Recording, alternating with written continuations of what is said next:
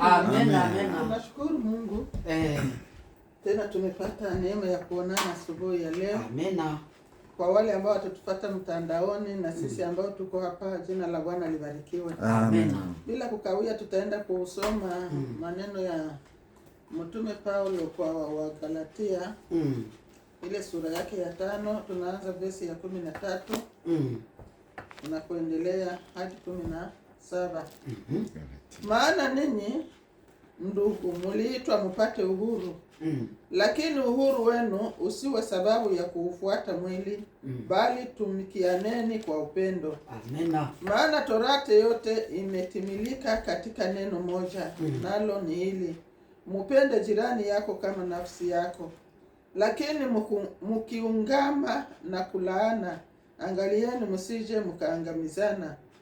Bali nasema enendeni kwa Roho, wala hamtaitimiza kamwe tamaa za mwili. Kwa sababu mwili hutamani kushindana na Roho, na Roho kushindana na mwili, kwa maana hizi zinapingana. Amen. Amen. Paulo aliandikia Wagalatia.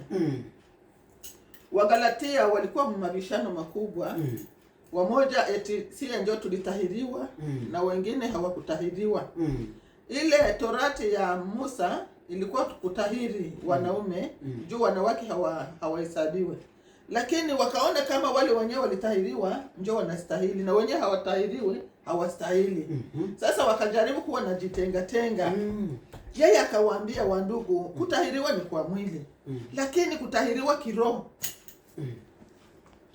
Sasa akawaambia, kwa nini mnasumbuka na hii ya mwili? Hamjui kama mwili na roho vinapingana? Na tena ni nani anavichukua? Ni mtu. Mwili wa mtu unajengwa na vitu vitatu: huko roho, nafsi na mwili, na hakuna chenye unaweza kutenganisha na kingine. Lakini vinapingana pale, vyote vitatu, vyote viwili, mwili na roho vinapigana. Mwili unatamani haja zake zitimizwe, na roho ambayo ilitoka kwa Mungu inatamani nayo haja zake zitimizwe, kusudi ipate kibali ya kurudi ambako ilikotoka. Na mwili nayo ambayo inajua ya kwamba ilitoka kwa udongo, faida yake ni hapa duniani. Mimi ni wa dunia, nilitoka ndani ya udongo wa dunia, mimi nitarudi udongoni. Kwa hivyo inafaa nipate vyangu vyote hapa duniani, sababu kwetu hapa ni duniani. Hatutabeba mili yetu hii ambayo ya dunia haitaenda mbinguni. Tutakuwa na mili mipya. Sasa na ndiyo maana mapigano iko katika mili.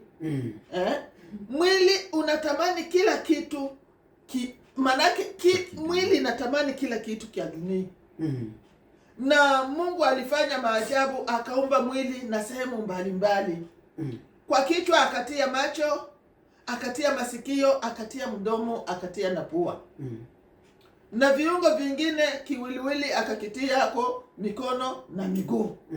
Sasa ndani ya mwili, sasa huu mwili ukitazama tu, kila kitu ni kizuri, hakuna kitu mwili inakatala. Kila kitu mwili inakifurahia. Iwe pombe, nipe nikunywe. Iwe washerati, acha nisharatike. Iwe pesa, nipe niweke kwa mfuko, niuwe nipate. Inaleta chuki mtu kwa mtu, yaani mwili haitosheki. Na vizuri sana Sulemani, ambaye alikuwa mtu Mungu alipatia hekima na mali nyingi, na Biblia inasema ya kwamba hakuna atakayefikia Solomoni, hakuna hata mmoja. Tangu Sulemani mpaka leo, hata dunia iishe, hakuna mmoja atafikia Sulemani. Watu wako wanasema tuko na pesa, fulani njoo mwenye pesa, iko na pesa nyingi, sijue nani pale Amerika iko na pesa nyingi, hatafikia Sulemani. Lakini kwa mwisho Sulemani alisema yote ni ubatili mtupu. Mwili usikudanganye. Mwili wangu na mwili wako usikudanganye. Hatuwezi kufanya kitu chochote kwa ajili ya Mungu sababu ya huu mwili. Kila siku itwayo leo mwili unatamani. Ukiipatia chakula asubuhi, saa 4 itakudai, saa 6 itakudai, saa 8, saa 9, hata na usiku inaweza kukulazimisha lamuko nipatie chakula. Haitosheki. Na ndiyo maana tuangalie mzuri. Yesu alikuja kutukomboa kwa tabia za mwili. Alijua ya kwamba huyu mtu akibakia na hizi tabia za mwili za kutamani tamani, za uuaji, za washerati, za chuki na fitina, hatapata tena kibali ya kuingia katika ufalme wa mbingu.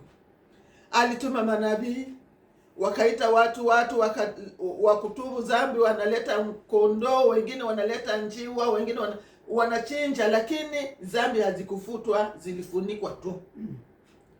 Akaona haitatosha, acha nitume. Akafanya mbinguni shauri, ni mtume nani? Mbingu yote ikakuwa kimya.